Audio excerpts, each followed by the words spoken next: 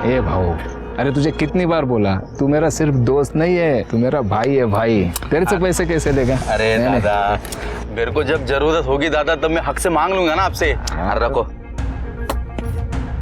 बाबा। कीर्ति, अरे वाह वाह वाह। सरिता, ए वैशाली देख, कीर्ति आई है। दीदी। बाबा, मैं फर्स्ट आई हूँ। अरे वाह, क्या बात। अरे जिंदा रहे, जिंदा रहे। अगं माझी पोरगी आली। बघू कशी आहेस तू? मस्त। अतुल, मेरे पूरे खानदान में सिर्फ मेरी बेटी है जो ग्रेजुएट हुई है। देखना, हम सबका नसीब बदल देगी अब। तूने तो सबका नाम रोशन कर दिया। वाह।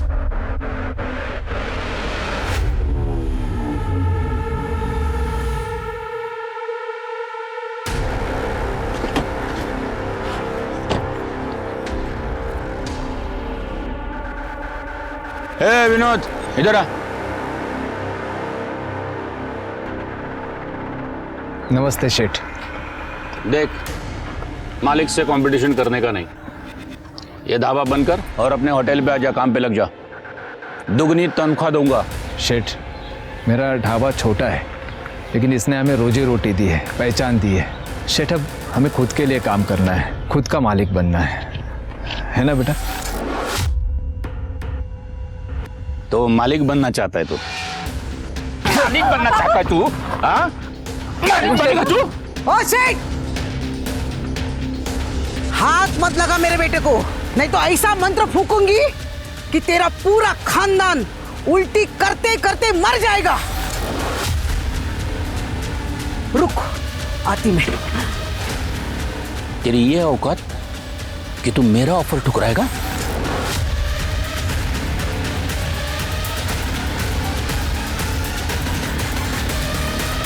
पापा, अभी ऐसे चलते हैं। और ये तू, तुझे पता नहीं है तो किससे पंगा ले रहा है? अब आगे देख तेरे साथ क्या क्या होगा। उल्टी गिनती गिनना शुरू कर।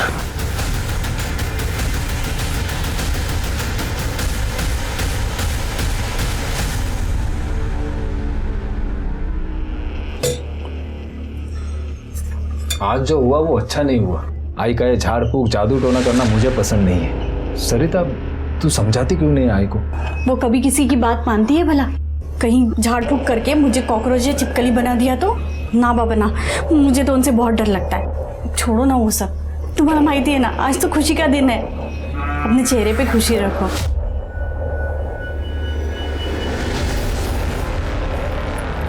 ये आजी क्या कर रही थी यहाँ सब? और तुम लोग कैसे रहते हो यहाँ? यहाँ कुछ भी नहीं है। गॉड।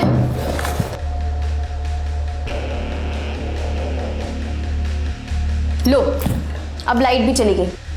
और वो ढाबा, वहां का तो पानी भी ना पीऊं मैं। Life is so difficult here यार। दीदी, आप शहर से आई हो ना, इसलिए आपको ना ये सब चीज़ों की आदत नहीं है। पर हम सब ना ये ढाबे से और ज़िंदगी से बहुत खुश हैं। तो क्या लाइफ टाइम ऐसी ही जिंदगी बिताने का इरादा है तेरा? हाँ, मैं इस माहौल में नहीं रह सकती। वाह, नेटवर्क भी नहीं है यहाँ। बस अब कीर्ति की अच्छी जॉब लग जाए, फिर ये ढाबा बंद करके आराम से जिंदगी जिएंगे। नहीं नहीं, ये ढाबा कभी बंद नहीं होगा। अहो, इसी ढाबे ने तो हमें 2 वक्त की रोटी दी है। अब तो कीर्ति भी यहाँ आ गई है। हम सब साथ में रहेंगे, मेहनत करेंगे और तरक्की भी करेंगे। ले बाबा, हाँ, जॉब के लिए तो मुझे शहर जाना ही पड़ेगा। और वैसे भी मैं यहाँ नहीं रह सकती। कैसे रह लेते हो आप लोग यहाँ? और अब आपको शहर भी तो नहीं लेके जा सकती ना, मेरे दोस्त हंसेंगे मुझ पर। मैं छुट्टियों में यहाँ आती जाती रहूँगी और घर पैसे भी भेज दिया करूँगी। बट प्लीज़ बाबा, मुझे ना यहाँ गाँव में रहने के लिए फोर्स मत कीजिए। वाह बेटा वाह, तुझे यहाँ रहना पसंद नहीं है, लेकिन हम लोग ये जो रूखी सूखी खा रहे हैं ना, इसमें भी हम लोग यहीं सुखी है और यहीं खुश है। ये जो तू शहर की नौकरी, पैसा और वहाँ की जिंदगी की होशियारी बता रही है ना, वो सब हम लोगों के कारण। हम लोगों ने अपने सुख त्यागे हैं तेरे लिए। ये वैशाली, इसने पढ़ाई नहीं की ताकि मैं तुझे पढ़ा लिखा के बड़ा कर सकूं। तो कोई एहसान नहीं किया बाबा आपने जो किया ना, वो आपकी जिम्मेदारी थी, आपका फर्ज था। मैं भी पैसे भेजकर अपना फर्ज निभाऊंगी। मैं ना घर से दूर जा रही हूँ, कोई रिश्ता नहीं तोड़ रही हूँ आपसे। पढ़ा और पढ़ा अपना बेटी को। कहा था ना मैंने, शहर जाते ही लड़कियों के दिमाग में हवा लग जाती है। अभी इसे अपने परिवार की शर्म आने लगी है। तेरी शर्म आती है उसको। क्या रे, इसलिए सिखाए तुझे? कीर्ति सुन। दीदी, कीर्ति, तू कल ही चली जा।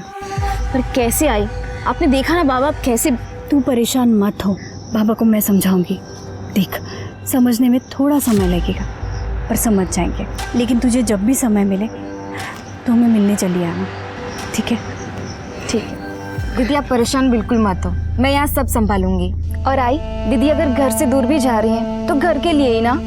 और देखना, दीदी अपने नाम के साथ पूरे खानदान का नाम रोशन करेंगी, है ना?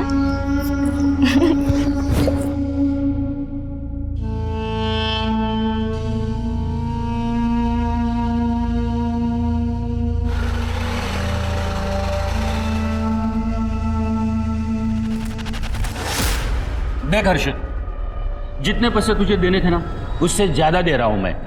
1 साल पहले मैंने तुम्हारे कहने पर मार्केट में से पैसा उठाया था। तुम्हारा काम भी हो गया है, माल की सारी डिलीवरी भी हो गई है। अब तो मेरा पैसा दे दो, नहीं तो मैं बर्बाद हो जाऊंगा। जितना दे रहा हूं वो चुपचाप ले ले, वरना ये 2 लाख रुपए भी नहीं मिलेंगे तुझे। अगर मुझे मेरे 15 लाख रुपए नहीं मिले ना, तो मैं तुम्हें और तुम्हारे खानदान को खत्म कर दूंगा। अपना हिसाब पूरा हो गया, चल निकल। निकल, चल निकल। अगर तुम्हें खत्म नहीं किया ना, तो मेरा नाम भी हर्षद चौहान नहीं। अरे चल, आ गया है खत्म करने वाला। सुभद्रा भाई, मुझे बदला चाहिए। हो गया तेरा काम। अगले 24 घंटे में जो तू चाहता है वो तुझे मिल जाएगा।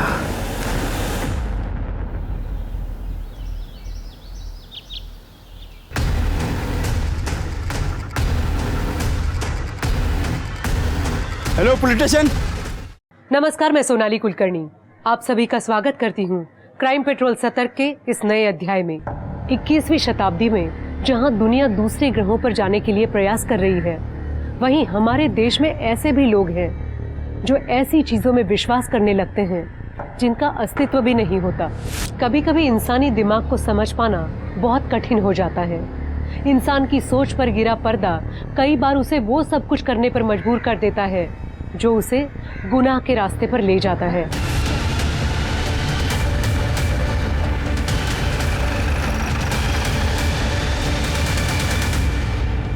सर, दोनों को गला रेंग के मारा है। एक काम करो, दोनों लाशों को पोस्टमार्टम के लिए भेज दो और इनके परिवार वालों को खबर करो। Okay sir.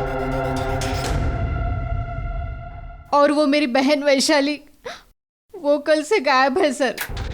गई होगी किसी दोस्त के पास। नहीं सर, हमने हर जगह पता किया था पर उसकी कोई खबर नहीं है। सर, हमें डर है कि सरिता वहिनी और सुभद्रा काकी की तरह उनके भी तो कातिल का अभी तक पता नहीं चला। आप कौन है?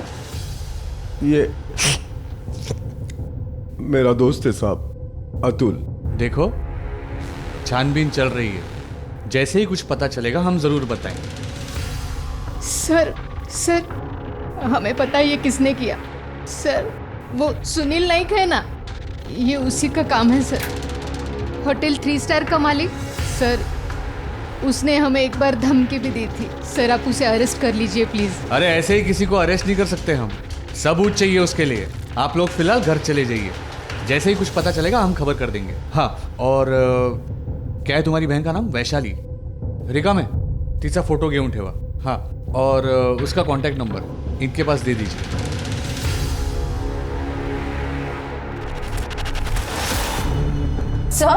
सर 2 दिन हो चुके हैं, मेरी बहन अब तक घर नहीं आई। अब कुछ कर क्यों नहीं रहे? भाग गई होगी किसी के साथ। ये क्या बकवास है?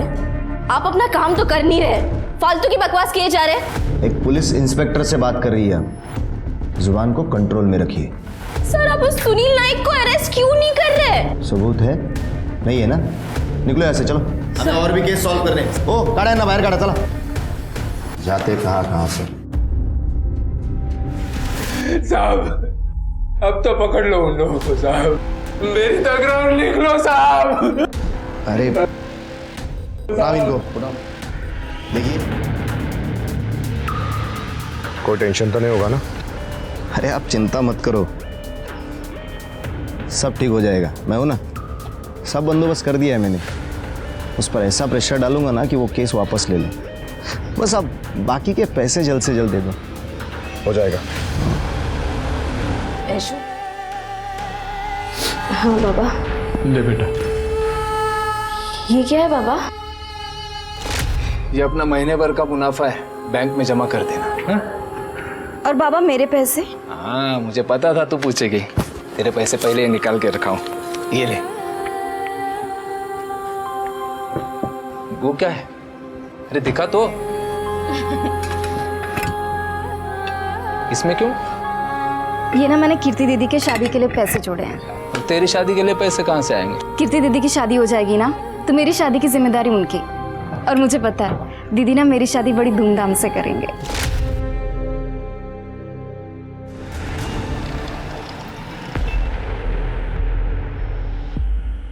Hello sir. हेलो, बैठिए। सर आपने हमारे आर्ट्स एंड क्राफ्ट कॉलेज में एक बार वुमेन सेफ्टी के बारे में लेक्चर दिया था। वही की स्टूडेंट हो, Kirti Gaikwad. Oh yes yes yes, बोलिए।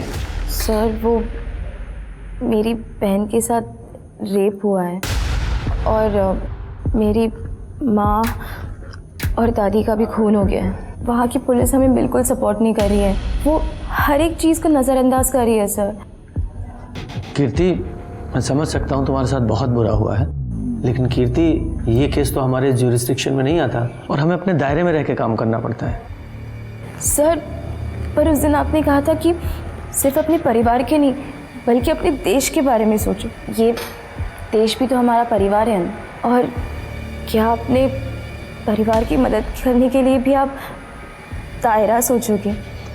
सर आप मेरी आखिरी उम्मीद हो सर, प्लीज़। आप क्राइम ब्रांच के इतने बड़े ऑफिसर हो, भगवान ना करे कल को आपकी बेटी के साथ कुछ गलत हो जाए तो तब भी आप दायरा सोचोगे क्या? Sorry sir. सर ये केस वर्दम गांव पुलिस स्टेशन के अंडर आता है। हाँ, लेकिन सभी इस तरह सोचने लगेंगे तो इंसाफ कैसे होगा? मैं हायर अथॉरिटी से बात करता हूँ, पर ये वर्दम भी तो हमारे नासिक में ही आता है ना। जी सर। सतीश, कभी कभी हमें अपने कद से ऊपर उठ कर सोचना पड़ता है। मुझे इस केस की फाइल जल्द से जल्द चाहिए। मिल जाएगी सर। विनोद, तू ढाबा फिर से चालू कर ले। काय करूँ ढाबा शुरू करूँ ना था? किसके लिए कमाऊंगा? ये दिनकर की पगार है, घर का खर्चा है, वैशाली के इलाज का खर्चा है, ये सब तो देखना पड़ेगा ना यार।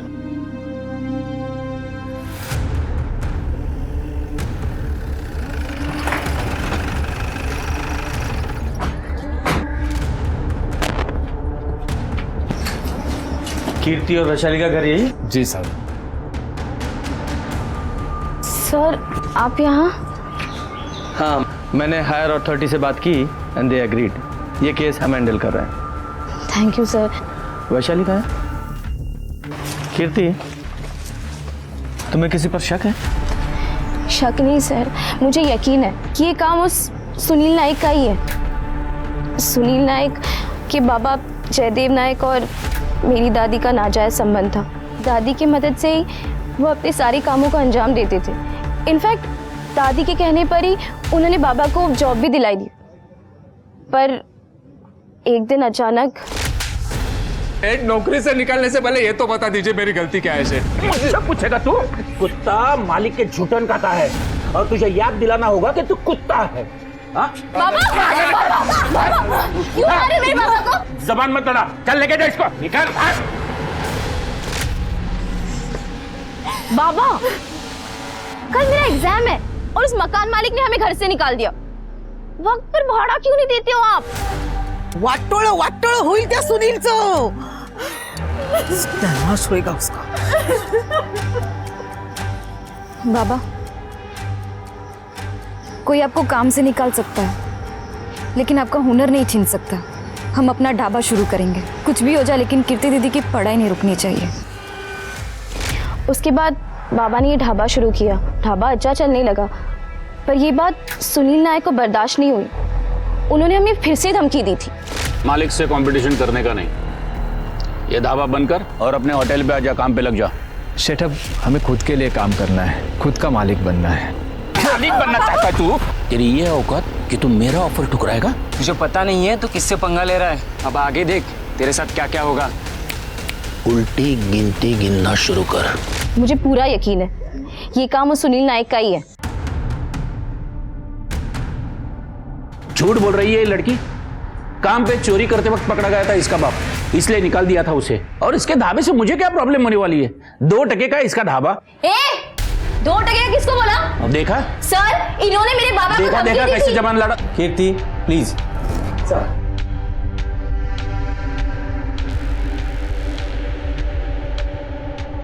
ये बताइए, सुभद्रा और आपके पिता जयदेव जी, उनके बीच क्या रिश्ता था? देखिए, मेरे बाबा नहीं रहे, उन पे कीचड़ उछाल रही है लड़की. झूठ पे झूठ बोली जा रही है. 24 तारीख को आप कहाँ थे? मैं फार्म हाउस पे था. और इस बात की कंफर्मेशन के लिए क्या आप हमें वहाँ की सीसीटीवी फुटेज प्रोवाइड करा सकते हैं? इंस्पेक्टर साहब, फार्म हाउस पे कौन सीसीटीवी लगाता है? आप बता सकती हैं कि 24 तारीख को आपके पति क्या सचमुच में अपने फार्म हाउस पे थे? हमारे घर की औरतें सिर्फ चौके चूल्हे के सवालों का जवाब जानती है. आप यहाँ क्यों बैठी हो? चले जाइए.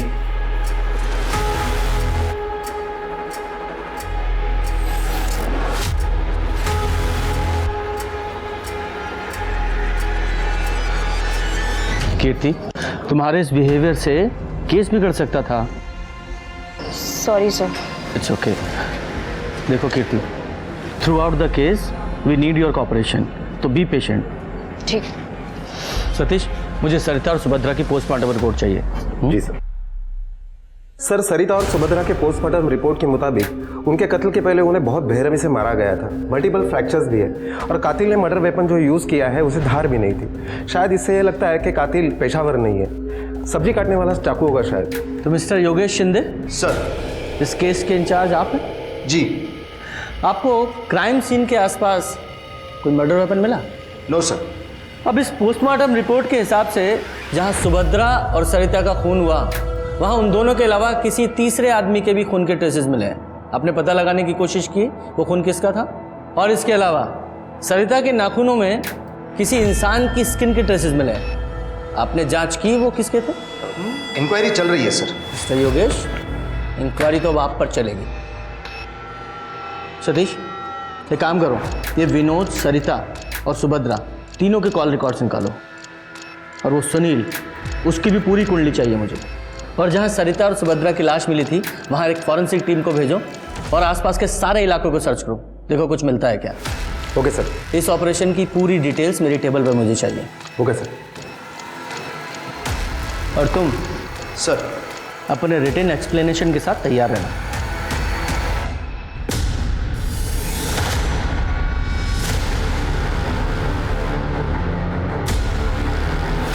ये चाकू हमें क्राइम सीन पर मिला है, क्राइम स्पॉट से सिर्फ 50 फीट की दूरी पर. इसका मतलब जानते हो कि तुमने क्राइम सीन को अच्छे से सर्च नहीं किया या फिर जानबूझकर अवॉइड किया. हाँ? सर, विनोद के ढाबे पे काम करने वाला दिनकर आया है. बुलाओ. सब विनोद दादा जैसे ही घर के बाहर चले जाते थे तब एक कार आती थी और सरिता जी उसमें बैठ के चली जाती थी. सरिता को लेने कौन आता था? वो तो नहीं पता साहब, क्योंकि मैंने उस आदमी का चेहरा कभी देखा नहीं. ठीक है, तुम जाओ. हाँ सर. सर, वैशाली की मेडिकल रिपोर्ट आई है.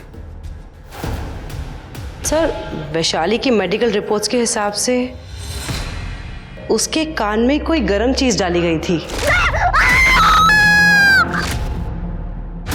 जिसकी वजह से उसके कान के पर्दे फट गए थे। What? बाबा बाबा और क्या क्या सुनना बाकी है। और इसीलिए वैशाली को हमारी बातें सुनाई नहीं दे रही हैं। कीर्ति, देखो वैशाली का बयान, उसके साथ क्या हुआ ये जानना हमारे लिए बहुत ज़रूरी है। क्या तुम वैशाली से कागज़ पर लिखकर पूछ सकती हो कि उसके साथ क्या क्या हुआ था, किसने किया था? सर वो वैशाली पढ़ लिख नहीं सकती। अरे तुम ग्रेजुएट हो और वो पढ़ लिख भी नहीं सकती, ऐसा क्यों? बाबा के पास इतने पैसे नहीं थे कि वो हम दोनों को पढ़ा सके, इसलिए बाबा ने मुझे पढ़ाया और वैशाली ढाबे पर उनकी मदद करती थी। इस केस के दरवाजे तभी खुलेंगे जब वो कुछ बताए। मैं कोशिश करती हूँ सर।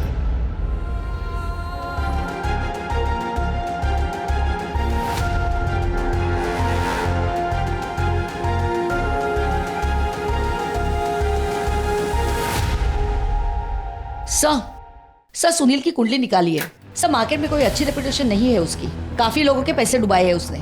और सर एक बात और, सर सुनील का बेटा वीरेंद्र उसके साथ ही काम करता है। सर हमने वैशाली और सरिता के फोन रिकॉर्ड्स निकलवाए। सर सरिता को पिछले 15 दिनों में इस नंबर से काफी सारे फोन आए थे और यही नंबर वारदात के दिन विनोद के घर के आसपास भी पाया गया था। और जब हमने सरिता के फोन का मैसेज बैकअप लिया और इसी नंबर से सरिता को ये मैसेज आए थे।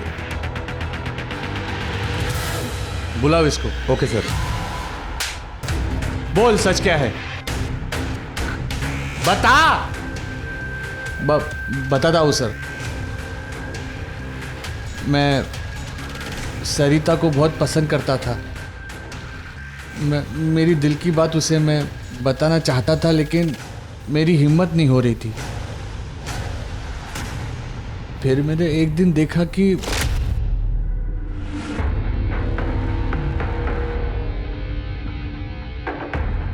ज्यादा सती सावित्री बंद। मेरे को पता है तेरा किसके साथ चक्कर चल रहा है, कहाँ जाती है, किसको मिलती है, सब मेरे को पता है। तो मेरे साथ चलने में क्या प्रॉब्लम है तेरे को? देख, मैं जो कुछ भी कर रही हूँ वहां पर वो मेरी एक मजबूरी है, या फिर ये समझ ले कि मेरे लिए वो एक श्राप है। तो मैं बोलता हूँ वो मेरे साथ कर, नहीं तो मुझे तुझे मजबूर करना पड़ेगा। और ये सब देख कर तुझे गुस्सा आया और तूने सरिता को मार दिया? नहीं सर, मैंने उसे नहीं मारा। झूठ मत बोल। 15 तारीख को तेरे घर की लोकेशन विनोद के घर के आसपास की है। हाँ, मैं सरिता से मिलने गया था, लेकिन जब मैं वहाँ पे गया तो उसके घर पे ताला लगा हुआ था। फिर मैं वापस चला आया सर। सरिता किसके साथ थी? कहाँ देखा था उसे? बोल। सर वो सुनील के घर के बाहर थी। मतलब सरिता और सुनील। सतीश एक काम करो, सुनील के पास कई गाड़ियां हैं ना? हाँ सर। उन सब की डिटेल्स निकालो विद फोटोग्राफ। Okay sir. ये कार थी? नहीं साहब। हाँ यही कार थी सर। सरिता तुमसे मिलने यहां तुम्हारे घर पर भी आती थी और तुम्हारे फार्म हाउस पर भी जाती थी। सतीश जरा वो गाड़ी दिखाओ। यही ना तुम्हारी गाड़ी जिसमें तुम सरिता को पिकअप कराते थे? और तुम झूठ नहीं बोल सकते क्योंकि इसका एक चश्मदीद गवाह भी है हमारे पास, जिसने सरिता को तुम्हारे घर के बाहर कई बार देखा। अब ये बताइए कि सरिता के साथ तुम्हारे संबंध थे या नहीं? थी। सिर्फ जिस्मना। मैं उसे पैसे देता था।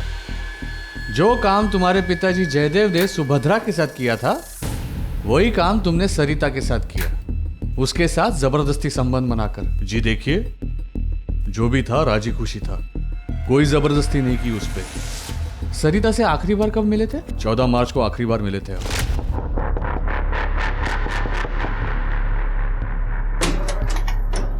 सरिता कुठे आहे? शेठ,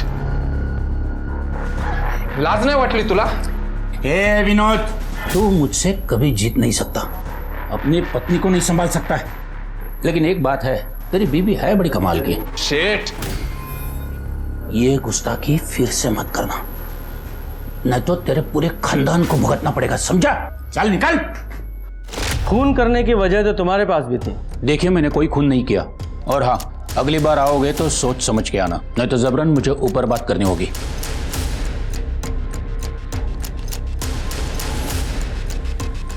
सतीश, इस विनोद ने हमें सरिता और सुनील के संबंधों के बारे में पहले क्यों नहीं बताया? क्या हो सकता है जो लोग छुपा रहे हैं?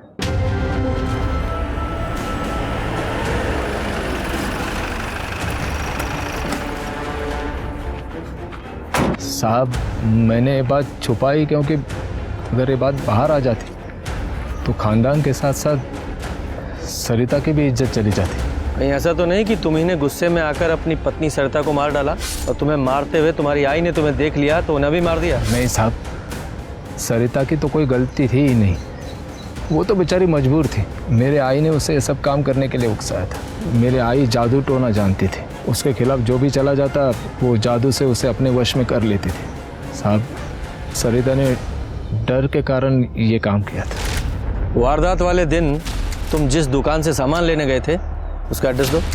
हाँ साहब। सतीश, ये हमारे पास 3 सस्पेक्ट हैं, विनोद गायकवाड़, सुनील नायक और ये अतुल सावंत। लेकिन वैशाली के साथ ये सब कुछ किसने किया उसके बारे में पता नहीं चल रहा है। सर, ऐसा भी तो हो सकता है कि सुभद्रा और सरिता इन दोनों का कत्ल किसी और ने किया हो और वैशाली के साथ जबरदस्ती किसी और ने। हो सकता है। एक काम करो, इस केस से जुड़े जितने भी प्राइम सस्पेक्ट हैं सब पर नजर रखो, देखो कौन किससे मिलता है, कहाँ मिलता है, क्या बातें करता है। और ये विनोद, ये वारदात वाले दिन ये मुंबई सामान खरीदने गया था ना? Yes sir. जरा पता लगाओ ये सच बोल रहा है झूठ। Okay sir. ये कुछ तो है जो हमसे छूट रहा है। पुलिस अभी तक कातिल तक नहीं पहुंच पाई थी। हर मुमकिन कोशिश फेल होती नजर आ रही थी। गायकवाड़ परिवार के एक से एक नए खुलासों ने पुलिस को भी हैरान कर दिया था। पुलिस ये समझ रही थी कि ये केस जितना सीधा दिख रहा है उतना है नहीं, बहुत कुछ ऐसा है जो सतह पर नहीं है। और इसलिए पुलिस ने तय किया कि वो इस केस को शुरू से शुरू करेगी, बारीकी से जांच करेगी। और इसकी शुरुआत उन्होंने वैशाली के घर की तलाशी से की।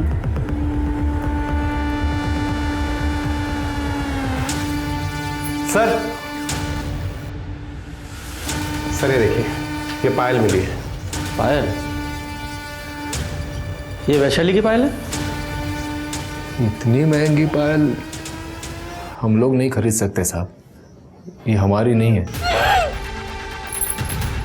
ये तू जानती है इस पायल को? हाँ?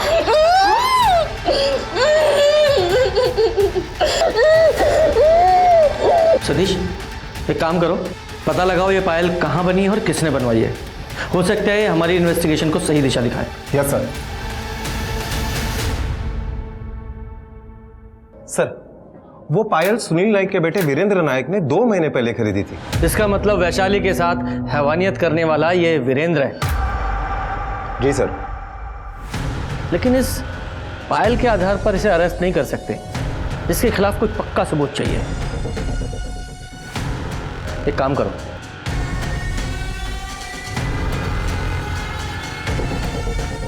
कीर्ति, कैसे भी करके हमें वैशाली से बात करनी पड़ेगी, क्योंकि सिर्फ एक वही जरिया है हमारे पास। लेकिन कैसे सर?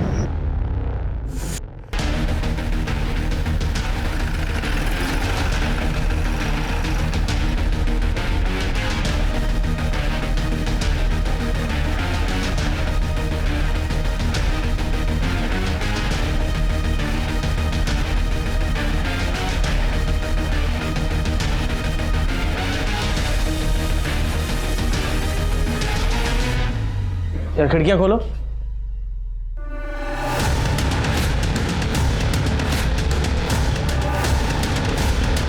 सर, ये फॉरेंसिक टीम बुलाओ। सर, लगता है वैशाली के साथ हैवानियत यहीं पे हुई है।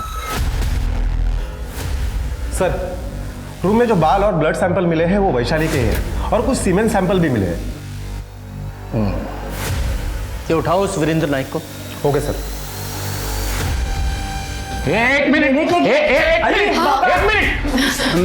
मेरे लड़के को कहाँ लेके जा रहे हो? बाहर फोन करूँ बेचारा। अरे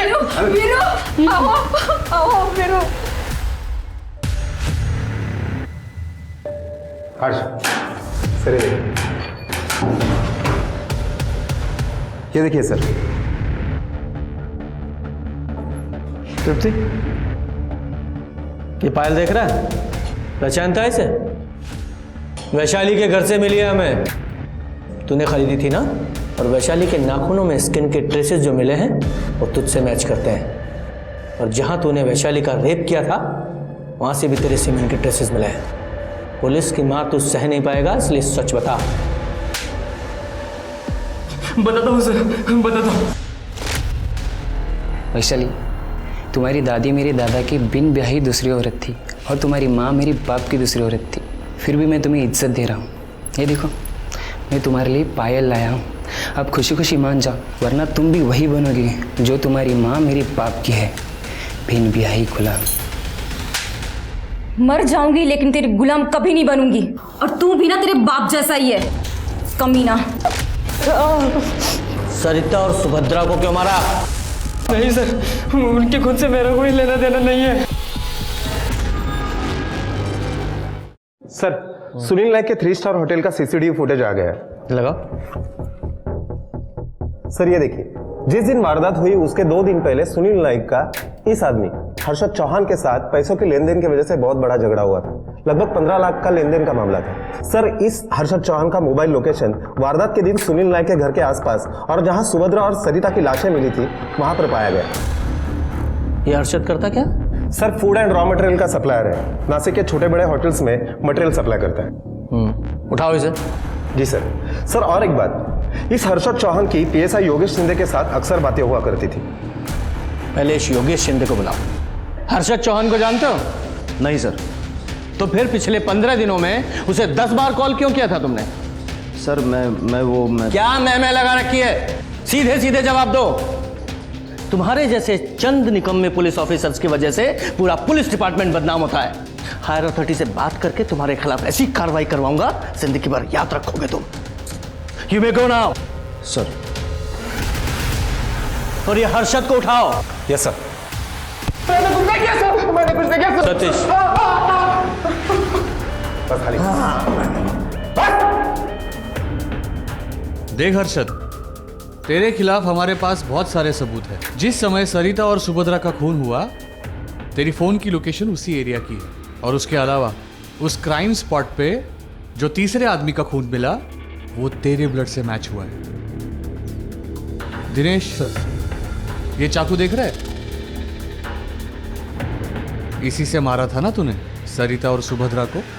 तेरे फिंगरप्रिंट्स मैच हुए इस चाकू पे। और इतने सबूत काफी है तेरे ऊपर केस बनाने के लिए और तुझे सजा दिलाने के लिए। अब सीधे सीधे बताएगा या और मार खाएगा? सतीश, ये ऐसे नहीं बोलेगा। सर, मैं बताता हूँ सर। वो सुनील नायक ने मेरे 15 लाख रुपए डुबाए थे सर। मैं बर्बाद हो गया था सर। सुभद्रा भाई, मुझे बदला चाहिए। अगले 24 घंटे में जो तू चाहता है वो तुझे मिल जाएगा। दूसरे दिन मुझे एक कॉल आया। सुभद्रा और सरिता का खून करने के लिए मुझे 15 लाख की सुपारी मिली थी। मुझे पैसों की बहुत ज़रूरत थी तो मैंने सोचा कि मुझ पर कोई शक नहीं करेगा। फिर जैसे विनोद काम से बाहर निकला, फिर मैं उसके घर गया। सुभद्रा भाई, विनोद भाई का एक्सीडेंट हो गया। क्या? कहाँ? हर्षद? हर्षद, क्या बोल रहे हो? कहाँ हुआ, बताओ तो। पता नहीं, लेकिन विनोद भैया का एक्सीडेंट हो गया। उन्हें अस्पताल लेके गए। चलिए जल्दी चलिए। कोई टेंशन तो नहीं होगा ना? अरे अब चिंता मत करो। अब उस पर ऐसा प्रेशर डालूंगा ना कि वो केस वापस ले ले। काम हो जाने के बाद मुझे मेरे पैसे मिल गए थे और मुझे ये भी पता चल गया था कि मुझे सुपारी किसने दी थी।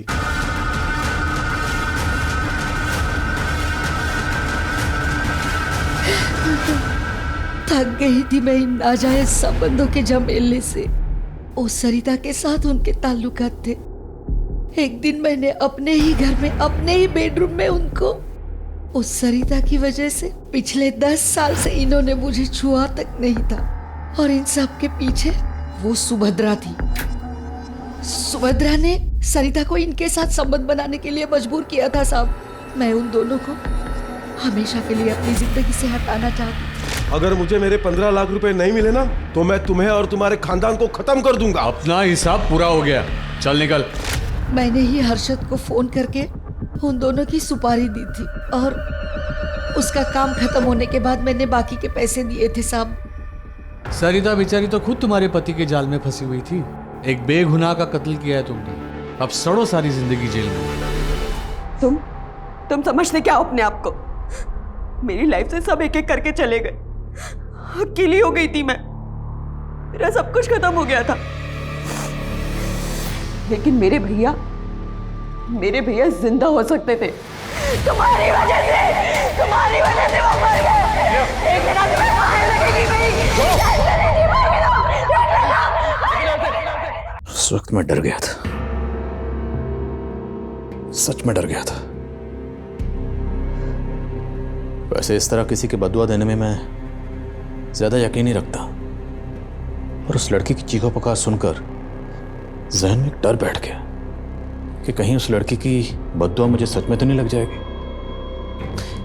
यह ख्याल मेरे जहन में क्यों आ रहा था? क्या मैंने अपना फर्ज सही तरीके से नहीं निभाया था? क्या इस केस में मैंने कुछ गलतियां की थी? अगर नहीं तो यह केस मेरे जहन से उतर क्यों नहीं रहा था? वो लड़की बार बार मेरे जहन में क्यों घूमती रहती है? इस केस की तह में कुछ ऐसे खौफनाक राज थे जिन्हें सुनकर किसी की भी रूह कांप सकती है।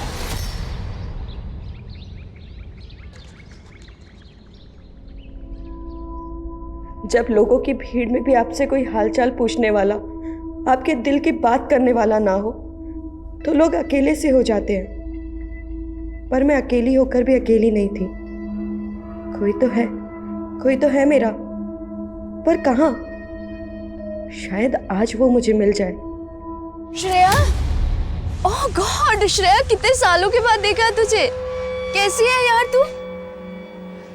आप कौन? मजाक मत करो, मैं क्या थी तुम्हारी स्कूल में, भारतीय स्कूल। और मैंने तो सुना है तू भारतीय स्कूल में टीचर बन गई। मैं टीचर नहीं हूँ। आई थिंक आपको कोई गलत फहमी हुई है। श्रेया देख, तू ऐसे इग्नोर नहीं कर सकती मुझे। मैंने कहा ना आपको, मैं नहीं जानती।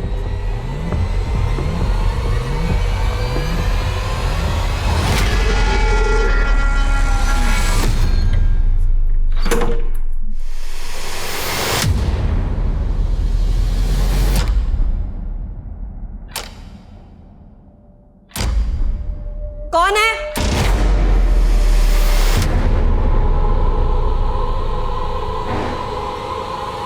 कौन हो तुम लोग? रुक, इसको पकड़, रुक, पकड़ इसको, पकड़ इसको, पकड़। छोड़ इसको, कोई और आ गया तो मुसीबत हो जाएगी, निकलते हैं यहाँ से।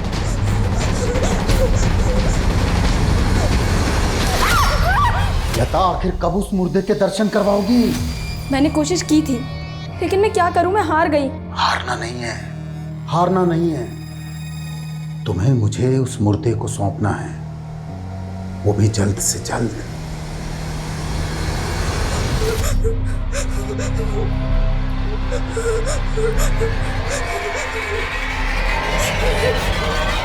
हेलो, क्या? नहीं तुम मत आओ, मैं आऊंगी। मेरा पति घर पे है, ठीक है? बाय। क्यों? फिर अपने एक्स के पास जा रही हो? मैं अपने एक्स के पास जाऊं या वाई के पास, तुम मुझे नहीं रोक सकते। रोक सकता हूँ, पति हूँ तुम्हारा मैं। मैंने ना तुम्हें अपनी जिंदगी में जगह दी है और ना ही अपने बिस्तर में। मेरी दौलत के लिए शादी किया ना मुझसे। तो डाइवोर्स दे दो ना, लेकिन एलिमनी मोटी देनी होगी।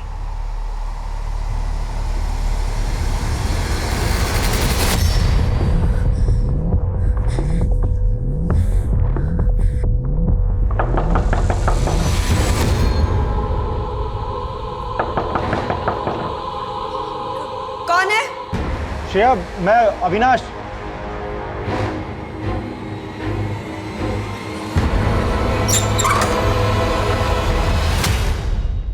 क्या हुआ श्रेया? ऐसे अचानक क्यों बुलाया? अरे क्या बात हुई? अच्छा रो मत, चलो अंदर चल के बात करते हैं। बैठ जाओ आराम से। अब पहले रोना बंद करो और मुझे बताओ क्या बात है। अविनाश, आज रास्ते में एक लड़की मिली थी, वो अजीब सी बातें कर रही थी मुझसे। उसके बाद जब मैं घर आई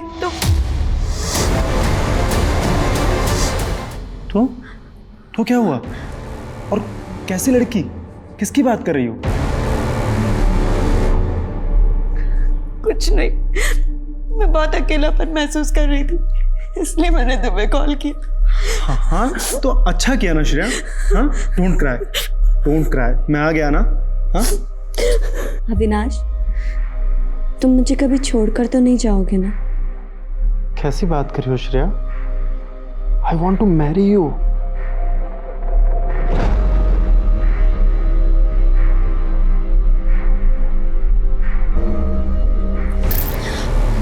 ये सब शादी के बाद। श्रेया, तुम कितने पुराने ख्यालात वाली लड़की हो, एकदम 1970s की।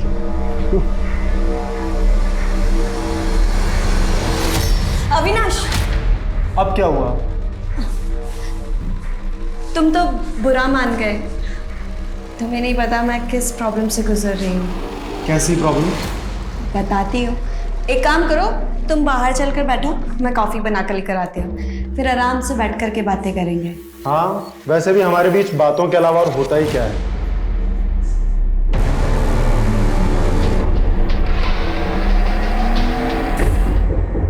संभाल के।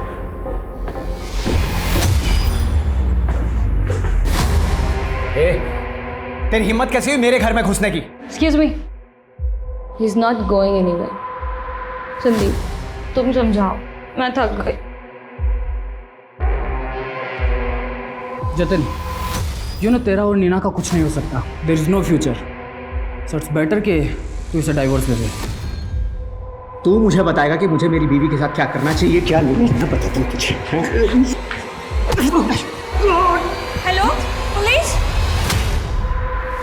मेरा पति किसी का कत्ल कर रहा है। क्या हुआ? तुम लोग क्यों गए? मारो उसे, मारो उसे, वरना वो तुम्हें मार देगा।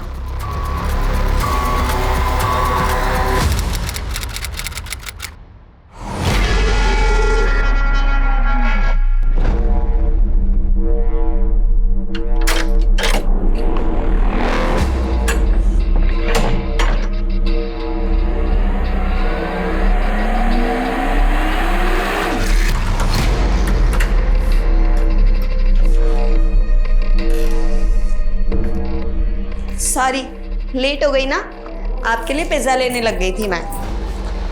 वैसे आपको पता है, अविनाश ने मुझसे मिलना बंद कर दिया है। आपको तो ये अकेलापन काटने को नहीं दौड़ता होगा ना?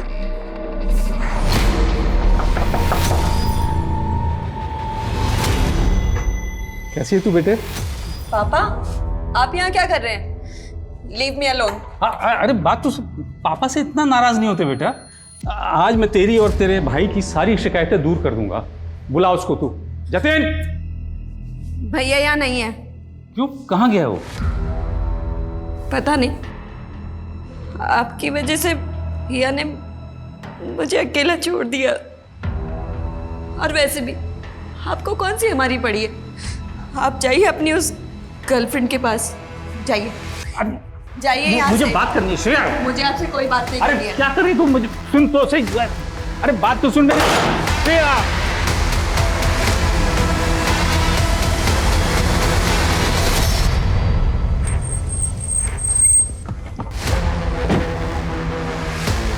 सर, ये मेरा बेटा जतिन है। ये अचानक कहाँ गायब हो गया, कुछ पता नहीं चल रहा है। मेरी बेटी इसे कई महीनों से ढूंढ रही है, लेकिन कुछ पता नहीं चल रहा है। आपका बेटा इतने लंबे अरसे से गायब है, तो आप लोग मिसिंग कंप्लेंट लिखवाने के लिए अभी क्यों हैं? असल में बिजनेस के सिलसिले में मैं आउट ऑफ टाउन था। कल ही जब वापस लौटा हूँ तो मेरी बेटी ने बताया कि 3 महीनों से ये घर ही नहीं आया। हाँ, लेकिन आपकी बेटी तो यहीं थी। 3 महीनों से आपका बेटा गायब है, उन्होंने भी कोई मिसिंग कंप्लेंट नहीं लिखवाई? दरअसल मेरी बेटी मुझसे नाराज़ चल रही है। वो मुझे कुछ बता ही नहीं रही है। मुझे कुछ सही नहीं लग रहा है। कहना क्या चाहते हैं? साफ साफ बताइए, क्या चाहते हैं? सर, मैं चाहता हूँ कि आप मेरी बेटी से बात करें तो शायद वो कुछ बताए।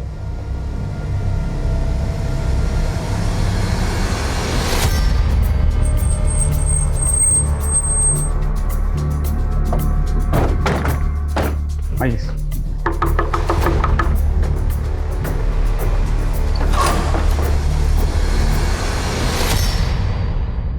आपका भाई पिछले 3 महीने से गायब है। आपको ज़रा भी फिक्र नहीं है कि आपका भाई कहाँ है? आपने पुलिस में रिपोर्ट भी नहीं लिखवाई। आपके पापा आए तब इन्होंने रिपोर्ट की, आपने क्यों नहीं लिखवाई? क्योंकि सर भैया मिसिंग है ही नहीं, ये तो इनका ड्रामा है मुझे और भैया को परेशान करने का। कुछ टाइम बाद भैया वापस आ जाएंगे, तब आप खुद आकर के बात कर लेना उनसे।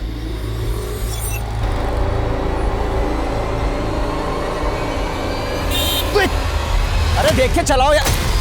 अरे कौन हो आप? अरे लेकिन मुझे क्या? अरे हो कौन? अरे कौन? छोड़ो मुझे, कहाँ ले जा रहे हो? अरे बचाओ! ये चक्कर कुछ समझ में नहीं आ रहा। भवानी जी कह रहे हैं कि बेटा 3 महीने से गया है, लेकिन बेटी कह रही है कि जतिन गायब नहीं है, वो जहाँ कहीं भी गया है अपने आप आ जाएगा। आखिर ये चक्कर है क्या? पता करो, ये जतिन वाकई गायब है या मामला कुछ और ही है। जब तक जतिन यहाँ नहीं आ जाता मैं यही हूँ, कहीं नहीं जाऊंगा। और सुन, ये घर मेरा है और तू मुझे यहाँ से नहीं निकाल सकती।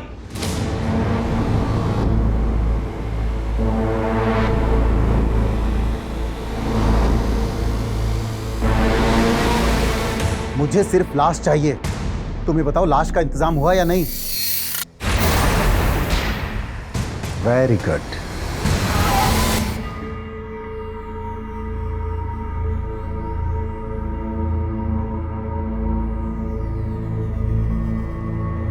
ओए बंदरिया भैया। अरे अरे वाओ, पाउट वाली हीरोइन की तरह क्लिक किया जा रहा है ना। अच्छा वैसे सच सच बता, ये फोटो बॉयफ्रेंड रवीश को भेज रही है? भैया आप मेरी इतनी जासूसी क्यों कर रहे हो? अरे भाई हूँ तेरा, जासूसी तो करनी पड़ेगी ना। अच्छा एक बात बता, सच में शादी करना चाहती है उससे? हाँ पर टीचर बनने के बाद। अरे वाह, पापा से बात करूं? नहीं नहीं, पापा से बात तो करनी पड़ेगी ना। मैंने बोला आपको बात करने की। बहन की शादी की बात है तो मतलब करना तो पड़ेगा ही, लेकिन नहीं। ओए संभाल। ये गिफ्ट कौन लाया? पापा आप लेकर आइए गिफ्ट। ओए ये गिफ्ट मैं लाया हूँ।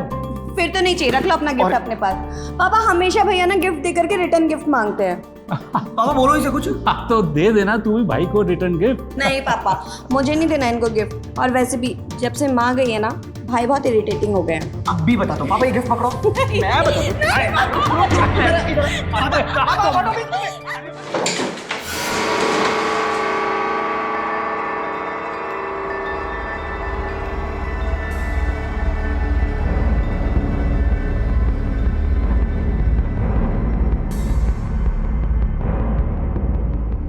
जतिन, जतिन मुझे मालूम था तू आएगा। दरवाजा खोल। पापा आप यहाँ क्या कर रहे हैं? जतिन आया है, आवाज सुनी मैंने उसकी।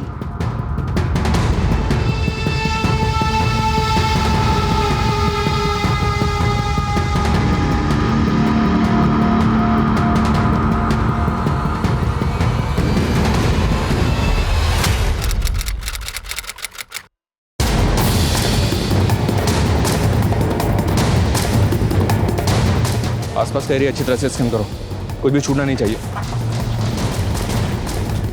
जैन सर, सुबह एक राहगीर ने भवानी सिंह की लाश को कार में देखा था, और ये वही भवानी सिंह है जिसने 3 दिन पहले अपने बच्चे की मिसिंग कंप्लेंट लिखवाई।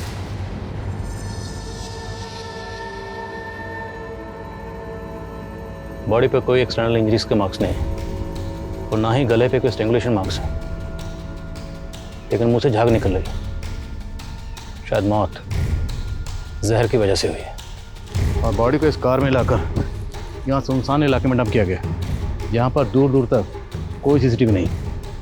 सिविल लाइन यहाँ से 16 किलोमीटर दूर होगा। क्या सर? यहाँ आने जाने वाले रास्तों में जितने भी सीसीटीवी हैं सबके फटाक खंगालो। मैं इनकी बेटी शिरा से मिलता हूँ। Okay sir.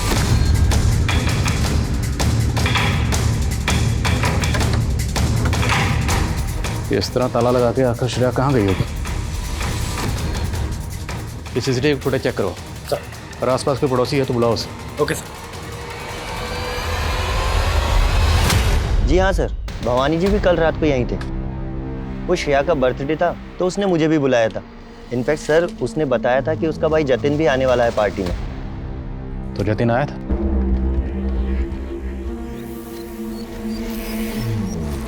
श्रेया, लगता है भैया कहीं बिजी है इसीलिए नहीं आए।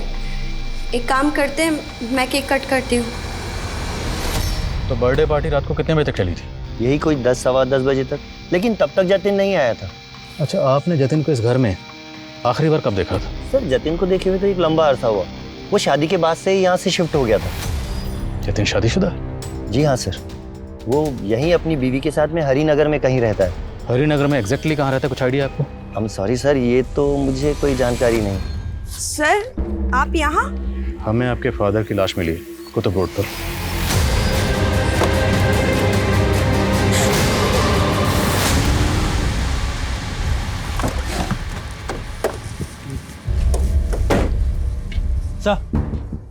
सर भवानी का फ़ोन ऑन हो गया, लेकिन पासवर्ड इंटैक्ट है। सर मैंने पासवर्ड क्रैक करने के लिए बोला। और उनके घर पे जो सीसीटीवी कैमरा, उसकी फुटेज? सर वो सीसीटीवी खराब है और फुटेज का हार्ड ड्राइव भी करप्ट है। सर ऐसा लगता है जैसे वो सीसीटीवी काफ़ी टाइम से बंद है। सर मैं हार्ड ड्राइव का डेटा रिट्रीव करवाने की कोशिश। उनका घर काफ़ी पॉश एरिया में, उनके घर के अलावा उनके घर के आसपास और भी सीसीटीवी कैमरा होंगे, उनकी फुटेज भी खंगाल। Okay sir. Sir primary postmortem report में सामने आया कि भवानी की मौत पॉइजन की वजह से हुई है। ये देखें सर, और लाश मिलने के तकरीबन 12 घंटे पहले उसकी मौत हो चुकी थी। 12 घंटे पहले मतलब श्रेया की बर्थडे वाले रात 11 से 12 के बीच में। और पड़ोसी ने बताया था कि बर्थडे पार्टी तकरीबन रात को 10 बजे तक चली थी। और एक बात सर, भवानी की कार में जो पानी की बोतल मिली थी, ये पॉइजन उसी में मिला हुआ था। कहीं ऐसा तो नहीं सर कि भवानी ने किसी हताशा में सुसाइड कर लिया? देखते हैं डिटेल पोस्टमार्टम रिपोर्ट क्या कहती है। अरे एक बात समझ में नहीं आई, भवानी ने हमें ये क्यों नहीं बताया कि उनका बेटा जतिन शादीशुदा है? राइट सर, और श्रेया भी इस कंडीशन में नहीं है कि उससे इंक्वायरी की जाए। काफ़ी गहरे सदमे में है। फिर भी पता करवाता हूँ कि जतिन अपनी पत्नी के साथ हरिनगर में कहाँ रहता था। और ये भी पता करो कि पॉइजन कहाँ से खरीदा गया। भवानी एक अच्छे खासे बिजनेसमैन थे जिनकी अपने बच्चों से बनती नहीं थी। बेटा जतिन गायब कहाँ है? इस जतिन को ढूंढ। मुझे लगता है जतिन इस केस का अहम किरदार है।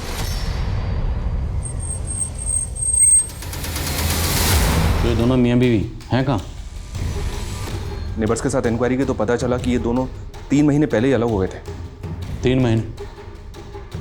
भवानी ने मिसिंग कंप्लेंट लिखवाते वक्त हमें बताया था कि वो 3 महीने से बिजनेस के सिलसिले में कहीं बाहर गए। कहाँ गए होंगे? जतिन की बीवी? उसका पता लगा लिया सर, वो सिद्धि टूर्स एंड ट्रेवल्स की मालकिन है। सर भवानी अंकल की मौत का दुख है मुझे, लेकिन पिछले 3 महीने से मैं जतिन और उसकी फैमिली से कांटेक्ट में नहीं हूँ। 3 महीने पहले हमारा डाइवोर्स हो चुका है। और 3 महीने से ही जतिन को किसी ने नहीं देखा। डाइवोर्स होने के बाद जतिन कहाँ रह रहा था? सर मैंने कहा ना, मैं पिछले 3 महीने से उसे कांटेक्ट में नहीं हूँ। अच्छा, आपके और जतिन के बीच में डाइवोर्स की वजह क्या थी? सर एक पति पत्नी के बीच में बहुत सी वजह होती है, मैं वो सारी बातें आपको बताना ज़रूरी नहीं समझती। That's my personal matter. Vikas sir Shreya के घर से थोड़ी दूर कर्नल शमशेर सिंह का घर है। सर मैंने उनके घर की सीसीटीवी फुटेज चेक की है। सर श्रेया की बर्थडे वाली रात वहाँ से एक आदमी कंबल ओढ़कर भागते हुए दिखाई दिया। सर उसी फुटेज में थोड़ी देर बाद भवानी जी की कार भी वहाँ से जाते हुए दिखाई दी। सर ऐसा लग रहा है जैसे भवानी जी उस आदमी के पीछे अपनी कार लेकर गए हों।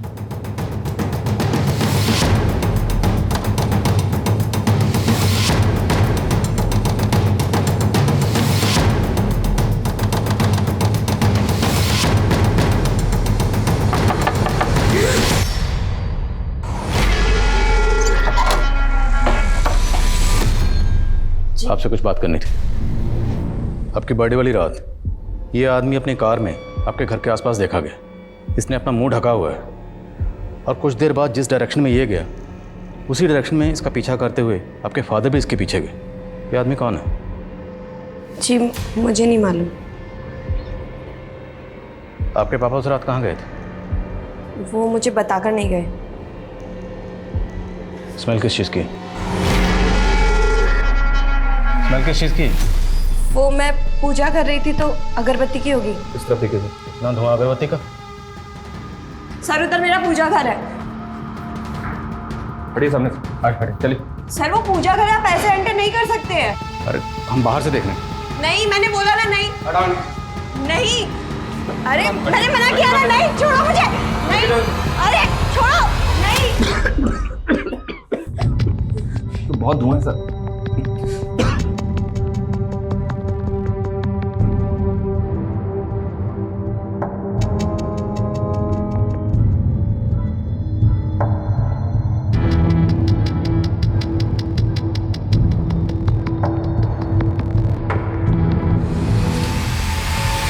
पासवर्ड, सारी चीजें कस्टडी में लो। कंकाल किसका है?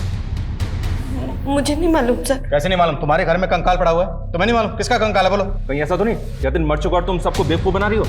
वो भैया नहीं है, भैया मरे नहीं है, वो जिंदा है, वो वापस आएंगे। तो फिर ये कंकाल किसका? वो सर 3 महीने पहले। तुम कहना चाहती हो कि 3 महीने पहले 2 चोर तुम्हारे घर में आए, एक लाश को फेंका और भाग गए, और तब से ये कंकाल तुम्हारे घर में पड़ा हुआ? हाँ सर, जब मैं घर वापस लौटी तो मैंने एक लाश देखी और मैं लाश देख करके घबरा गई और बेहोश हो गई। मुझे 24 घंटे बाद होश आया। मुझे कुछ समझ नहीं आ रहा था सर, इसलिए मैंने किसी को कुछ नहीं कहा। बहुत डर गई थी तुम, हैं? इसलिए तुमने किसी को कुछ नहीं बताया, लेकिन इस लाश के साथ तुम पिछले 3 महीने से रह रही हो, तब डर नहीं लगा? अपना ये नाटक बंद करो। बोलो बोलो, लाश किसकी? कहीं ऐसा तो नहीं कि तुम्ही ने अपने भाई जतिन को मार दिया? नहीं सर भैया जिंदा है। तो फिर ये कंकाल किसका? बोलो बोलो, किसका कंकाल है? देखो तुम मुसीबत में फंस जाओगे, साफ साफ बता दो कंकाल किसका है। नहीं पापा, भैया नहीं है अंदर, आप जाइए अपने कमरे में, जाइए जाइए। बहुत हो गया तेरा और तेरे भाई का नाटक, एक नहीं सुनूंगा मैं। बात करनी है मुझे जतिन से। पापा नहीं। आई एम श्योर सर, ये श्रेया नाटक कर रही है और अपने नाटक में हमें उलझाने की कोशिश कर रही है। उसकी वो चोरों वाली कहानी वो पक्की झूठी है सर, क्योंकि सर वो कम्बल वाला आदमी सीसीटीवी में दिखा है। उस एरिया में इंक्वायरी की तो पता चला कि वो आदमी पहले भी 2-3 बार खुद को कम्बल से लपेटे हुए वहां से जाते हुए दिखा है। और श्रेया तो उस आदमी को पहचानने से मना कर रही है। वो तो कह रही है उस आदमी को जानती नहीं।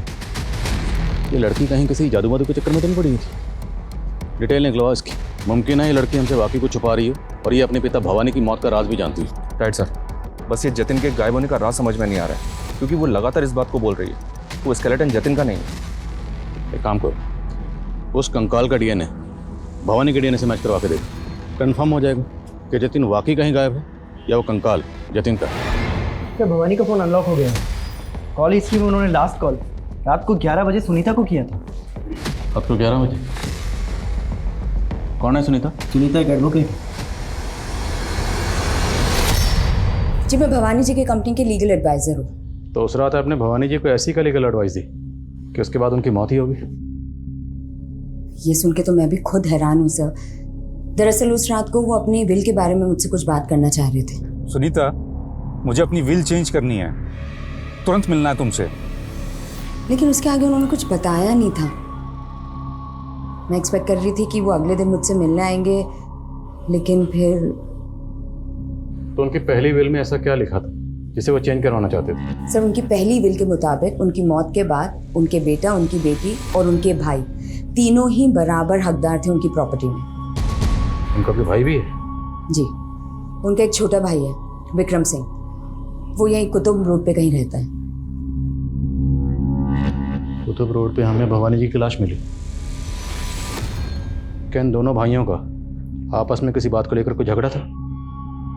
सर विक्रम, श्रेया और जतिन, इन तीनों का ही भवानी जी के साथ अक्सर कुछ ना कुछ इशू चलता रहता था, खासतौर पर उनके पुश्तैनी घर को लेकर। भैया आपकी बिल से मेरे को कोई लेना देना नहीं है। ये हमारा पुश्तैनी घर है, इसको बेचिए और मेरा हिस्सा मुझे दे दीजिए। चाचा जी, ये घर नहीं बिकेगा। इस घर से हमारी माँ की यादें जुड़ी हुई है। इसके अलावा और मैं कुछ नहीं जानती सर। पता करो, ये भवानी का भाई विक्रम कुतुब रोड पे कहाँ रहता है? Yes sir.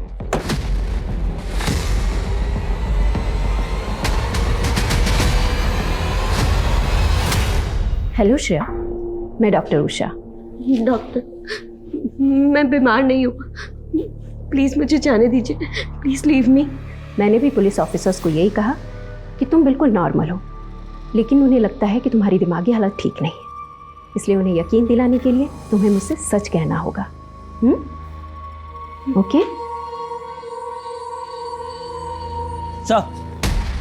सर मैं श्रेया के बारे में पता कर रहा था, तो पता चला कि श्रेया 2 महीने पहले तक ज्ञान भारती स्कूल में टीचर थी। सर उसने उसी स्कूल से पढ़ाई भी की थी, लेकिन सर अचानक से उसने टीचिंग की जॉब से रिजाइन कर दिया था। रिजाइन की वजह? सर एग्जैक्ट वजह तो पता नहीं चली है, लेकिन सर स्कूल स्टाफ का कहना है कि कुछ अरसे से उसे भूलने की आदत हो गई थी। सर प्यून ने बताया कि वो संडेज को भी स्कूल आ जाया करती थी और स्कूल का गेट बंद देखकर उसे याद आता था कि आज छुट्टी है। तो क्या इस लड़की की दिमागी हालत वाकई इतनी खराब है? उसका भाई जतिन, कुछ पता चला कहाँ? सर जतिन कहाँ है ये तो कुछ पता नहीं चला, लेकिन सर ये बात पता चली है कि जतिन अपने फादर के बिजनेस में इन्वॉल्व नहीं था। वो एक स्पर्म डोनर था। Sperm donate? सर जिस क्लिनिक को वो स्पर्म डोनेट करता था मैंने वहाँ भी पता किया। पिछले 3 महीने से जतिन वहाँ भी नहीं गए। जतिन की बीवी नीना खुद इतने बड़े बिजनेस की मालकिन है और ये बंदा स्पर्म डोनेट करता था। ये जोड़ी कुछ समझ में नहीं आ रही। सर जतिन की बीवी नीना का एक संदीप नाम के आदमी के साथ अफेयर था, वो भी शादी के पहले। और ये संदीप अब नीना के बिजनेस में भी इन्वॉल्व है। तो जतिन को गायब करवाने के पीछे कहीं इसकी बीवी नीना का हाथ तो नहीं? अच्छे से पता करो। Okay sir. सर भवानी के भाई विक्रम का पता चल गया है? सर उस कंकाल के बारे में मैं कुछ नहीं जानता। मैं तो मिला भी नहीं था जतिन से काफ़ी दिनों से। हाँ, उस रात को भवानी भैया ने बुलाया ज़रूर था मुझे श्रेया की बर्थडे पर, लेकिन मैं जा नहीं पाया था। आपके भाई की लाश आपके घर से महज 1.5 किलोमीटर दूर मिली। हो सकता है वो आपसे मिलने आए हों, आप दोनों मिले, आप दोनों में किसी बात को लेकर कहा सुनी हुई और आपने अपने। नहीं सर, क्या कह रहे हैं आप? मैं उनसे नहीं मिला था। तो फिर आपके भाई उस एरिया में क्या करने गए थे? सर मुझे नहीं पता। सर वो सिर्फ मेरे भाई नहीं थे, बाप जैसे थे। तभी तो अपने बेटा बेटी के साथ में मुझे बराबर का हिस्सेदार बनाया था। हिस्सेदारी दी होगी, लेकिन फिर भी वो सिविल लाइन वाला पॉश घर वो आपके हिस्से में नहीं आ रहा था। सर उसका मुझको कोई मलाल नहीं था। मैं तो श्रेया और जतिन की खुशी चाहता था। भैया अगर बच्चे नहीं चाहते तो ये घर मत बेचिए ना। ये घर भाभी की आखिरी निशानी है, यही समझ के इनकी बातों का सम्मान कीजिए। उल्टा भैया खुद चाहते थे कि वो घर बिक जाए और श्रेया और जतिन उनके साथ में अजमेर शिफ्ट हो जाएं। अजमेर? यस सर, वहाँ पे भी भैया की एक कोठी थी जो अब उस सुनीता ने अपने नाम करवा ली। सुनीता एडवोकेट? Yes sir. वो आपके भाई की कंपनी में लीगल एडवाइजर। आपके भाई अपनी कोठी उसके नाम क्यों करेंगे? सर आप उसको नहीं जानते, बहुत पहुंची हुई चीज़ है। उसी के प्यार में पड़कर भैया अपने बाल बच्चों को भूल गए थे। भाभी के मरने के बाद में बिल्कुल ध्यान ही नहीं दिया अपने बच्चों पर। बेचारे कई कई दिन अकेले रहते थे। अब तो बाप का साया भी उठ गया उनके सर से। सर मैंने कोई मैनिपुलेशन नहीं किया था। भवानी जी ने खुद अपनी मर्जी से, अपनी खुशी से वो अजमेर वाला घर मेरे नाम किया था। पर आपने हमें पहले नहीं बताया। क्या भवानी जी के साथ रिलेशनशिप में थे? क्या बताती सर, हमारे बीच में ऐसा कुछ बचा ही नहीं था। भवानी जी ने अपने बच्चों के कारण मुझसे दूरी बना ली थी। अच्छा उस रात क्या भवानी जी ने वाकई अपनी वसीयत चेंज करने के लिए आपको फ़ोन किया था? जी सर, पर मुझे नहीं पता कि अचानक उस रात को ऐसा क्या हुआ जो। देखिए सर, आप कुछ भी समझिए, लेकिन मुझे अभी भी भवानी जी के भाई विक्रम पर ही शक है। श्रेया का मैंने अच्छे से एग्जामिन किया, मुझे लगता नहीं है कि वो नाटक कर रही है। उसकी दिमागी हालत स्टेबल नहीं है, वो अभी गहरे सदमे में है और मुझे लगता है उसे जानने के लिए उसके करीबी लोगों से हमें मदद लेनी चाहिए। उसका दोस्त, रिश्तेदार या फिर बॉयफ्रेंड। बॉयफ्रेंड? क्या उसने आपसे अपने किसी बॉयफ्रेंड का जिक्र किया है? नहीं, लेकिन वो सेक्सुअली एक्टिव है, तो मुझे लगता है कि उसकी लाइफ में कोई ना कोई लड़का है। इन 2 नंबर से श्रेया की लगातार बात हो रही थी, पता करो ये दोनों नंबर किसके हैं। Okay sir. सर श्रेया के घर के सीसीटीवी का हार्ड ड्राइव रिट्रीव हुआ है। इसमें पिछले 3 महीने की फुटेज है और सर 3 महीने से सीसीटीवी बंद है। सर इस दिन श्रेया मेन डोर से घर के अंदर दाखिल हुई, तब घर पे ताला लगा हुआ था और उसके बाद ये दोनों आदमी मेन डोर से भागते हुए दिख रहे हैं और इन दोनों के हाथ में बैग भी है। तो सवाल ये है कि अगर घर में ताला लगा हुआ था तो ये दोनों घर में दाखिल कैसे हुए होंगे? हो सकता है सर ये दोनों चोर हों और टेरेस से होते हुए घर के अंदर दाखिल हो गए। तो मतलब श्रेया की चोरी वाली बात सही है। बस फुटेज में जतिन कहीं नहीं दिख रहा। श्रेया के मुताबिक 2 लोग जब घर में आए थे, उनके भागने के बाद घर में उसने एक लाश देखी। अब अगर 2 लोग घर में चोरी करने आए थे तो लाश फेंक कर क्यों जाएंगे? हो सकता है सर चोर 2 नहीं 3 हो। इन तीनों का आपस में झगड़ा हुआ, 2 ने मिलकर एक को मार दिया और उसको छोड़ के भाग गए। पर फिर भी एक लड़की एक लाश के साथ रह रही थी, वो भी अकेली, वो भी 3 महीने के लिए। नॉर्मल है? पता करो ये दोनों चोर कौन थे, और वो कंबल वाला आदमी भी हो सकता है इनसे कनेक्टेड हो। और एक बात सर, चोरी के अगले दिन का भी फुटेज चेक किया मैंने। इस घर में एक और लड़के का आना जाना था। कौन है लड़का?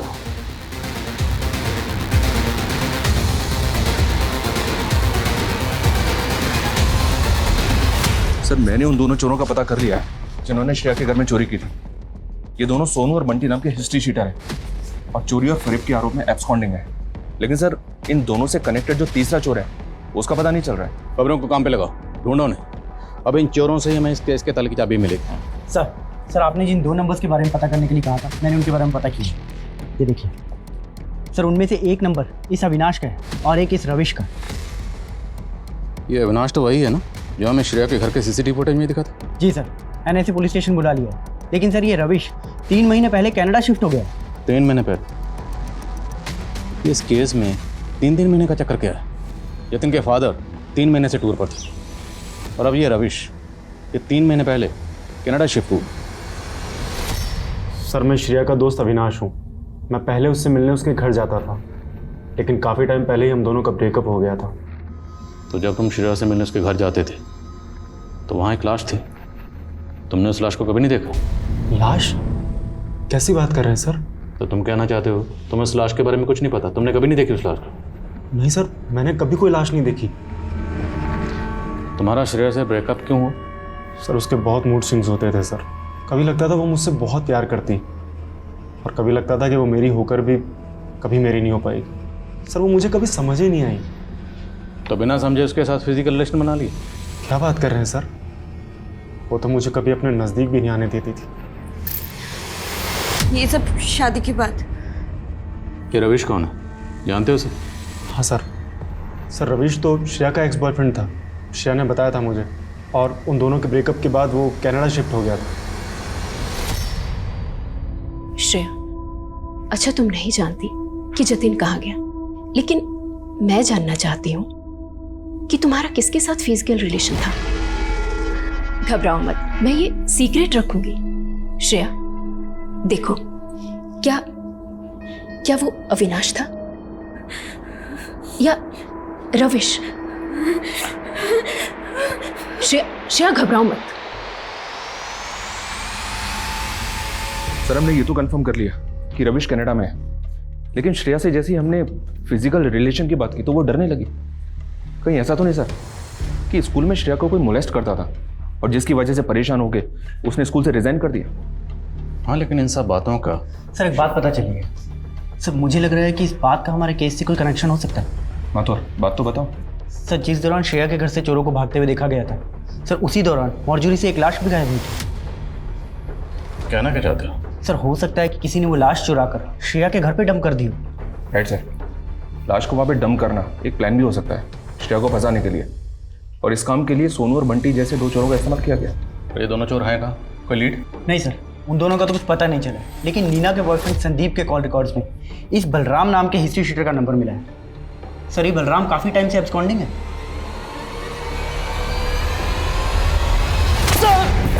सर मुझे नहीं पता सर जतिन कहाँ है सर मुझे नहीं पता सर मैं सच बोला। तो नीना जी, सब पता लगा लिया हमने। आपका जो बिजनेस है उसमें इन्वेस्टमेंट थी भवानी की। भवानी मतलब आपके ससुर की इन्वेस्टमेंट थी। आप कहना क्या चाहते हैं? आपका जो बॉयफ्रेंड है ना संदीप, उसने सब कह दिया, सब बता दिया कि कैसे बलराम के जरिए जतिन को किडनैप करवाया था, और वो सब हुआ था आपके इशारे पर। सर मेरे और जतिन की शादी बस एक डील थी। जतिन के बाप को लगता था कि मुझसे शादी करके उनका स्पर्म डोनर बेटा सेटल हो जाएगा, इसलिए मैंने भी बिजनेस में इन्वेस्टमेंट की शर्त रख दी उनके सामने। पहले जतिन उसमें बराबर का पार्टनर था, उसके बाद जब बिजनेस सेटल हुआ तो मैंने जतिन को डाइवोर्स दे दिया। डाइवोर्स पेपर पे ज़बरदस्ती साइन करवाया, जतिन बाहर, पूरा बिजनेस आपका। सर लेकिन उसके बाद बलराम ने जतिन को छोड़ दिया था। गायब हो गया या गायब करवा दिया? सर मैं सच कह रही हूँ, मुझे नहीं मालूम जतिन कहाँ है। सर जनकपुरी की वो मॉर्चरी जहाँ से लाश गायब हुई थी, उस मॉर्चरी की इंचार्ज लता सिंह नाम की एक औरत है जिस पर उस लाश को गायब करने का आरोप लगा था। लता ने जनकपुरी पुलिस को बयान दिया सर कि उसने लाश गायब करके योगराज नाम के बाबा को दी थी, और ये बाबा इतना पावरफुल है कि जनकपुरी पुलिस उस पर कोई एक्शन नहीं ले पाई। लेकिन इस योगराज का श्रेया जतिन से क्या कनेक्शन है? सर मैंने उनके चाचा विक्रम सिंह से बात की, उसने बताया कि योगराज बाबा एक टाइम पे श्रेया की माँ का गुरु हुआ करता था।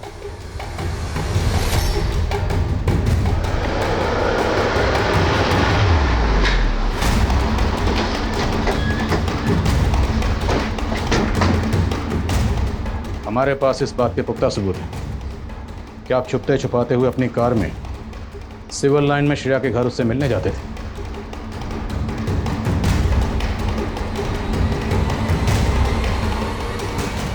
आप श्रेया से मिलने उसके घर क्यों जाते थे? मैं वहां श्रेया के भाई जतिन को जिंदा करने जाता था। What? जतिन मर चुका है? हाँ, श्रेया मेरी शिष्या की बेटी थी। एक दिन वो मेरे पास आश्रम में आई थी। बाबा जी, मेरी माँ का अटूट विश्वास था आप पर। उसने मेरे भाई को मार दिया। आपका तो पुलिस, पॉलिटिशियन सबसे संबंध है। आप प्लीज मुझे इसके चक्कर में क्यों पड़ना श्रेया? तू जानती भी है मैं तेरे भाई को जिंदा भी कर सकता हूँ। मैंने उसे उम्मीद की किरण दिखाई थी। श्रेया ने क्या बताया था? उसके भाई जतिन को किसने मारा था? वो उसने नहीं बताया, पर मैं वहाँ श्रेया के भाई जतिन को जिंदा करने के रिचुअल्स पूरे करने जाता था, पर मेरी साधना अधूरी रह गई। जतिन के कंकाल को तुम लोगों ने अपने कब्जे में ले लिया। कोई साधना वादना नहीं, तुम जैसे ढोंगी बाबा अपने लालच के चक्कर में लोगों को बेवकूफ बनाते हो। लालच? अगर मुझे लालच होता तो मैं मॉर्चुरी से वो लाश क्यों गायब करवाता? वो लाश कहाँ? उसे तो मैं जिंदा करके ही दुनिया के सामने लाऊंगा। मेरी शक्ति को पहचानो, मेरे चेले बन जाओ। तुम्हें इंस्पेक्टर से डीआईजी बनवा दूंगा। मैं इंस्पेक्टर से डीआईजी बनूंगा या नहीं बनूंगा ये तो बात की बात है, लेकिन इतना तय है तुम्हारा ट्रांसफर यहां से सीधे जेल होगा।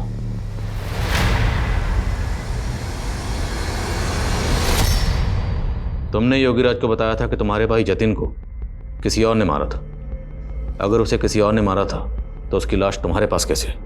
बोलो, किसने मारा था उसे? जतिन को किसने मारा? चुप क्यों? बोलो, उसकी लाश तुम्हारे पास कैसे आई? कहीं ऐसा तो नहीं कि तुमने अपने भाई जतिन को मारा? तुम समझते क्या हो अपने आप को? हाँ? मेरी लाइफ से सब एक एक करके चले गए। अकेली हो गई थी मैं। सब कुछ खत्म हो गया था मेरा, लेकिन मेरे भैया जिंदा हो सकते थे। जिंदा हो सकते थे वो, लेकिन तुम्हारी वजह से मेरा भाई जिंदा नहीं हो पाया। तुम्हें हाय लगेगी तुम्हें मेरी, कैसे जी नहीं पाओगे तुम? लेके जाओ इसे। Sir, are you okay? Sir, उस एरिया के कई केमिस्ट और किराना स्टोर में इंक्वायरी की तो फाइनली नारायण चौक के किराना स्टोर ने भवानी का फोटो आइडेंटिफाई किया। उसने कंफर्म किया कि भवानी ने खुद वो पॉइजन और पानी की बॉटल खरीदी थी, और अगर मारने वाली खुद उसी की बेटी हो तो इस बात से दुखी होकर कोई भी बाप सुसाइड कमिट कर सकता है। सर कुमार, सर अभी भी पता चला है कि ललितपुर पुलिस ने बंटी और सोनू दोनों को अरेस्ट कर लिया। एक दुकान में लूट कर रहे थे दोनों को यहाँ हाजिर करो। साहब हम मानते हैं, हम काफ़ी टाइम पहले गए थे उस घर में चोरी करने, लेकिन हमने किसी का मर्डर नहीं करा। हाँ साहब, हम सच कह रहे हैं। हम तो रेकी करके वहाँ गए थे। हमें लगा वहाँ कम लोग होंगे तो चोरी करना आसान होगा, लेकिन जब हम चोरी करने पहुंचे तो वहाँ लाश पड़ी थी। सर भाई, किसकी लाश पड़ी थी? हाँ सब यही था। हमने इसको 2 दिन पहले रेकी के वक्त वहाँ जिंदा भी देखा था, लेकिन जब हम चोरी करने पहुंचे तो वहाँ इसकी लाश पड़ी थी। सर माँ कसम साहब, आपने नहीं मारा इसको। सर श्रेया मेरे बचपन की बेस्ट फ्रेंड थी और उसने अचानक से मुझसे दूरी बना ली क्योंकि जतिन ने कहा था कि वो मुझसे बात ना करे, और इसीलिए इतने सालों के बाद वो मुझसे मिली और उसने मुझे पहचानने से मना कर दिया। बचपन में ऐसा क्या हुआ था? श्रेया भूल हो गई। अच्छा अब नहीं करूँगा बस। आप कहना चाहती हैं कि बचपन में जतिन ने श्रेया के साथ?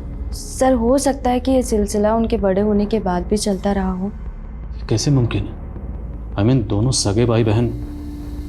सर मैंने देखा तो नहीं, लेकिन सर महसूस ऐसा ही होता था कि जतिन श्रेया को मोलेस्ट करता था। दोष मेरा भी है सर। वो अपनी जिंदगी में इतना कुछ सहती रही और मैं दोस्त होते हुए भी उसकी तकलीफ नहीं समझ पाया। सर आपकी थ्योरी जो भी हो, लेकिन जतिन वाकई ऐसा होता तो श्रेया को तो उससे नफरत हो जानी चाहिए थी, लेकिन वो चाहती थी कि वो जिंदा हो जाए और उसके लिए वो ड्रामा भी कर रही है। तो मुमकिन है कि वाकई जतिन ने श्रेया के साथ बचपन में कुछ गलतियां की और वो उन गलतियों को बार बार दोहरा रहा होगा, और श्रेया उसे उन गलतियों को माफ़ करने के लिए, उनको सुधारने के लिए बार बार मौका दे रही होगी। जतिन तो शायद शादी करके अपनी ज़िंदगी में आगे बढ़ गया हो, पर शायद श्रेया नहीं बढ़ पाई। हालांकि उसकी ज़िंदगी में रविश और अविनाश जैसे 2 लड़के आए, पर उसने किसी को भी अपने नज़दीक नहीं आने दिए। और दूसरी तरफ जतिन जब शादी में धोखा खाने के बाद वापस आया, तो हो सकता है उसने श्रेया के साथ फिर से वही गलतियाँ, वही गुनाह दोहराने की कोशिश की। एक ऐसा गुनाह जिसकी कोई माफ़ी नहीं। सुनो, तुम एक ही चाय क्यों लेकर आई हो? तुम्हें पता है ना भैया बैठे हैं यहाँ पर। जाओ एक चाय और लेकर आओ, जाओ। हाँ भैया, क्या कह रहे थे आप? हाँ, ये सही बात है।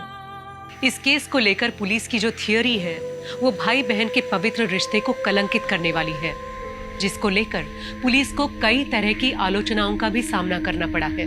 लेकिन ये केस अब तक ओपन एंडेड है और किसी नतीजे तक नहीं पहुंच पाया है। कानूनी जानकार केस को लेकर आज भी कई तरह की राय रखते हैं, जो अपने आप में एक गहन अध्ययन का विषय है, जिसमें कई सवालों के पुख्ता जवाब नहीं मिले। अब मैं सोनाली कुलकर्णी आपसे विदा लेती हूँ। आप अपना और अपनों का ख्याल रखिए। क्राइम पेट्रोल्स के और भी दिलचस्प कहानी देखने के लिए हमारे चैनल को सब्सक्राइब करें और बेल आइकॉन दबाना न भूलें।